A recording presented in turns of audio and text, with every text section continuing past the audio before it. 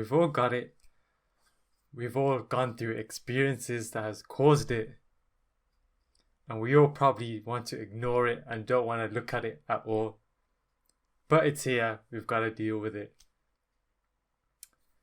So in this episode, we're going to discuss the basics of trauma, for those that are new to it or that want a better understanding, as well as 3 ways, and maybe a bonus, who knows, of 3 ways that we can make the process easier and even quicker in many ways.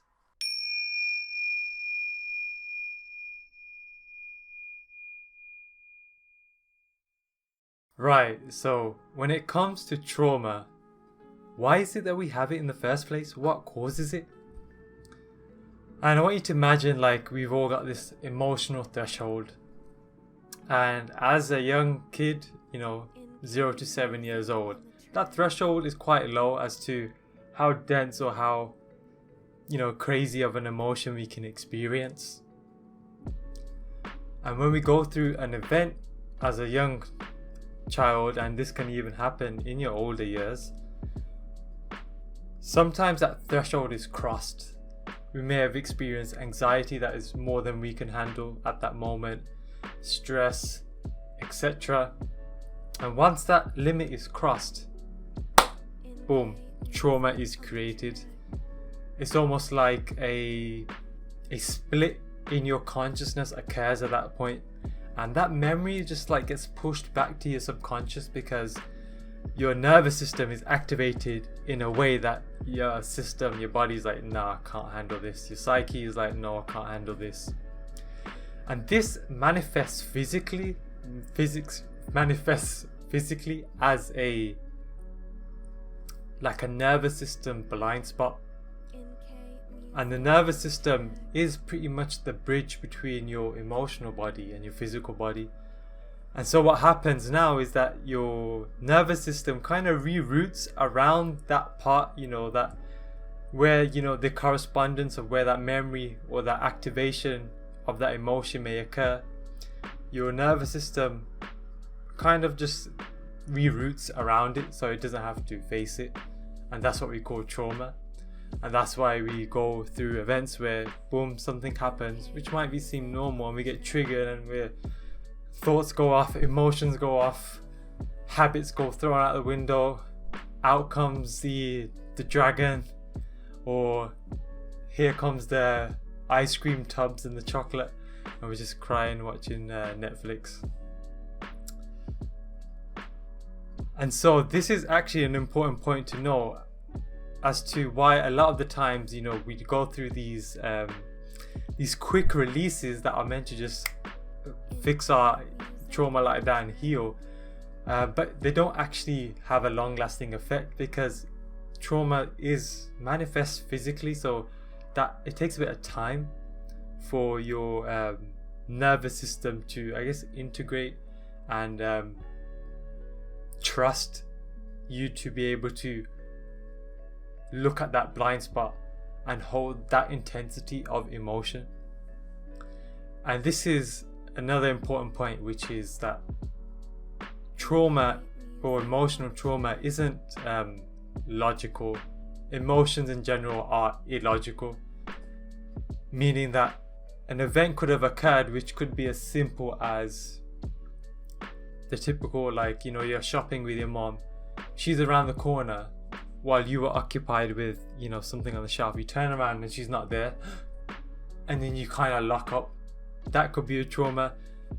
Your parents shouting at you could have been a trauma, and of course the more detrimental, abusive forms would have resulted in some sort of trauma. Even you losing your pet hamster. Your pet hamster dies, and the thing is, as a kid, you don't understand what's going on, you don't know how to process it, and if there's not someone there who can explain it through you, what's going on at the time, it can result in trauma. And that's the basics of it, why it occurs. And now I want to share the process of healing trauma. What is a basic process? There's many different methods, but really there's like 3 stages to it. And the first one is identifying a trigger or certain emotion. You know, this could be like something as simple as you know, whenever you're out in public and a tall person walks by you, you might feel anxiety. That's just a complete random one. Or, you know, there's certain situations in your life that you just notice again and again, like this pattern. One, it keeps occurring, which is life trying to say, hey, look, there's something over here. Or 2, it's just like a repeated emotion that just keeps coming up again and again and again. You may even wake up in the middle of the night feeling a certain way. You may have certain dreams again and again and again. It's like trying to point at, hey, there's something here that needs to be looked at. So once you've got the trigger, we move to stage 2, which is finding the root of it. Get into the root, like when did the first time occur? When did this occur for the first time? And that kind of opens the door to the root of the emotion and maybe the most intense part of it, which then takes us to stage 3, which is processing the emotion. So once we found the root of why it's there, we pull out the weeds, which equals we process the emotion.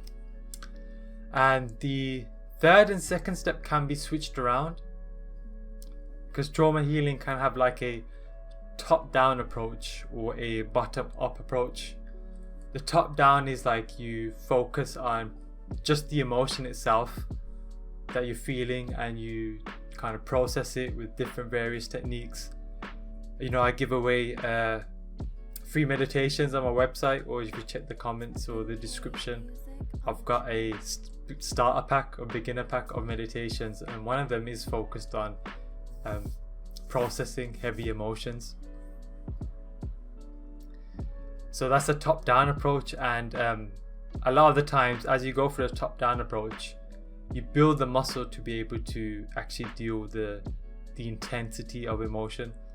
And a lot of the times the reason for why it occurred in the first place shows itself up when you go through the top-down approach. And then the second version is the bottom-up approach, which is you go find the root first and then you heal with it there. And that's like, you know, you're playing Jenga, you're just pulling out the bottom bricks, poof, it all just drops. And the top-down approach is like when you're playing Jenga and you're just taking stuff up from the top until slowly the whole tower's gone. And so that's the basic 3-step process that pretty much every technique goes through. You know, you identify, get to the root, and then you process and integrate, or you identify, you process, and then you finally reveal the root. Now this can be a long process, this can be a tough process, and now I want to discuss ways that we can make it an easier process, and a lot of the times a quicker process, because you know, trauma healing can take years in some cases.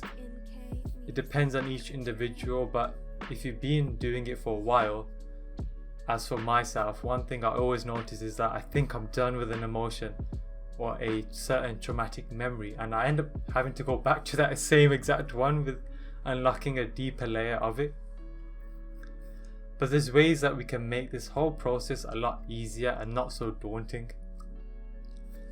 And way number 1 is increasing your life force energy, increasing your prana, your chi. And I've got a whole video of different ways you could do that. I think it's called like, well, I'll just leave it.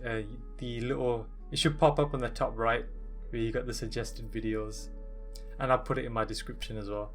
So we've got the life force energy, increasing your life force energy. So what does that do? How does that help with trauma healing? Trauma healing is a process, and emotional healing in general is a process that consumes energy, that consumes your life force. it costs to process trauma. It's like you have a bank account. If you want to process a certain trauma, it's going to take money out of your bank account, so you got to make sure that bank account is topped up. And we do that by topping up our life force energy through various practices, breathing practices, Tai Chi, Qigong, certain meditations, which I discussed in that video. And overall, it also helps with the integration process. So now you've got enough money in your bank account or enough energy in your bank account to process this energy, this trauma. But there's a certain amount of integration that needs to occur. There's a certain rewiring of your nervous system. And so life force energy helps shorten that time and make it easier. And like a day that you're feeling down, you're not going to really be able to process much energy because you're feeling down. But if you focus on increasing your life force energy through various practices, you'll be able to just feel better overall. If you're feeling sadness, it's going to be hard to process a trauma that contains sadness. So you want to make sure you're feeling good before you even go to processing trauma. And when it comes to breathwork in itself, it has a certain effect of being able to clear your nervous system and process trauma just through breathwork. So if you're really feeling down a certain day, just do some breathwork instead. Like if you're like, man, I need to deal with something and I just don't have the energy, just go to breathwork. Is a nice easy solution. Number 2 is increasing or moving up the levels of consciousness. So as you go up the levels of consciousness, you increase your capacity of consciousness, you increase your awareness. And in a previous episode, I gave this analogy of being in a dark room, and this dark room is the room that contains all your traumas, etc. And you coming in with a flashlight, and that light of your awareness is able to process this darkness just by shining the light of your awareness on it. Now, as you increase in the levels of consciousness, you increase the amount of awareness and consciousness that you hold. It's like you upgrade from the light to a room lamp. Now you're able to cover more, and it's much easier to shine a light on the darkness. And maybe from the room lamp, you upgrade to a source of light that can illuminate the whole room and has the capacity to shine on the darkness of the whole room. And so upping your levels of consciousness, what I found through my journey was that there were certain traumas which I felt were like, that was like the max I could deal with. But then as I went up in the levels of consciousness, it was like that trauma that was my ceiling became my floor, became the easy thing to deal with. And so a lot of the times the trap I fell into was just completely focusing on what I need to heal, not realizing that my bank balance, my energy balance is dropping. And so increasing the level of consciousness, you also increase the capacity of energy you're able to hold, and that just makes the whole process easier. And if you're not familiar with what the levels of consciousness is, if you just visit my website, and again I'll put a link below, I'll show you the chart and have a basic synopsis of what it is. Now the third way is to eat light. Eat light. So your body is a processing unit. You're not only processing the physical food you eat, you're processing your emotions through your body. Your organs are processing energy just as it processes food. And I found this funny thing where whenever there was trauma around my solar plexus or sacral area, I would experience constipation, even though I would have hardly eaten anything. Like I would have just eaten a smoothie, but I'm constipated. And I realized that, oh hey, like, you know, my body is not just processing food, it's processing emotion, like it's having that emotion is having a physical, tangible effect. And so it's important to eat light when you're processing trauma and you're emotionally healing, because it takes, like I said before, it takes energy. And I know a lot of the times you just want to default to just eating dense foods, eating that ice cream tub, eating chocolate, eating crisp, you know, some of that crunch, that just satisfaction that just makes your anxiety feel better. And you know, there's a time and a place where you just can't take it, fair enough. But if you're coming in with the intention of processing and healing something, keep it light as to balance out the density that you're already processing. So like, you know, you can even imagine that, hey, when you're processing a heavy emotion, it is like you're eating a dense food. It's like you're eating a heavy meal. And so you want to balance that by eating light foods, which, you know, lighter foods have, and more raw foods have more life force energy in them, have prana in them. So it's topping up your bank balance to keep it light. And then the bonus, drum roll for the bonus tip. The bonus is to get support, get some help from someone, from somewhere, from myself. It's hard a lot of the times, especially when we're dealing with something that is probably at the peak of our ability to process and deal with. It's hard to hold space for ourselves and process at the same time, because going into that trauma, healing that trauma, requires a certain surrender, a certain acceptance of it, and that can be a scary thing.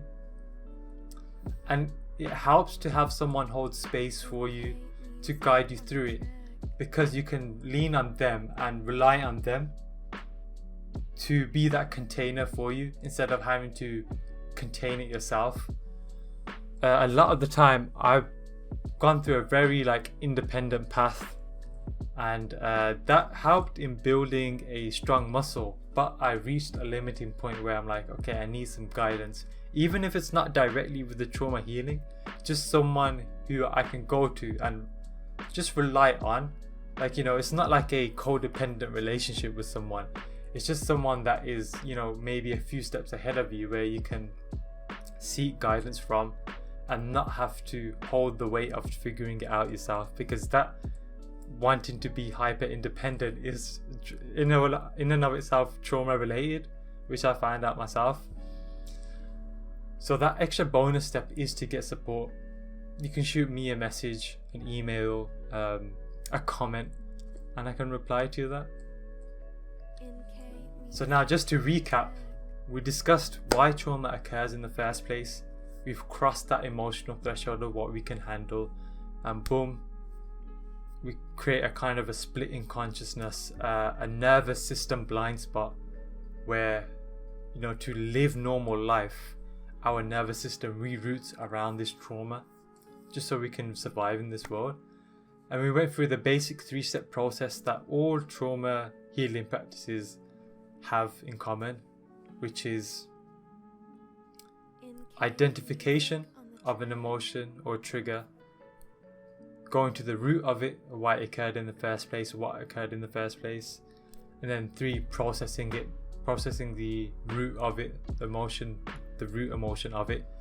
And we discussed that we can have a top-down approach and a bottom-up approach. The bottom-up being the identification, going to the root and processing and integration, and the top-down being identifying the root, processing first, and then allowing the root to reveal itself.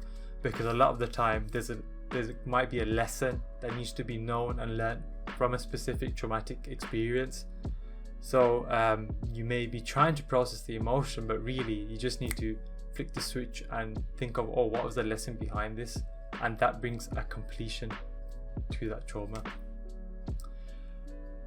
Then we went through 3 ways to make this process easier and quicker. One was to increase your life force energy. It takes energy to process trauma, so we got to top up our energetic bank account. and it helps with the integration process.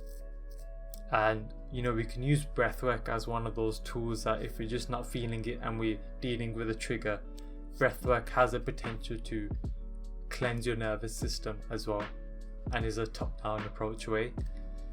Second, we said the easiest way is to up your level of consciousness. I discussed in more detail with an analogy of how that works, but basically wherever you are at the levels of consciousness, a certain trauma might be or emotion might be the ceiling of what you can handle, but if you elevate to the next level of consciousness, that ceiling now becomes your floor. So it's really helpful to focus on going up the levels of consciousness.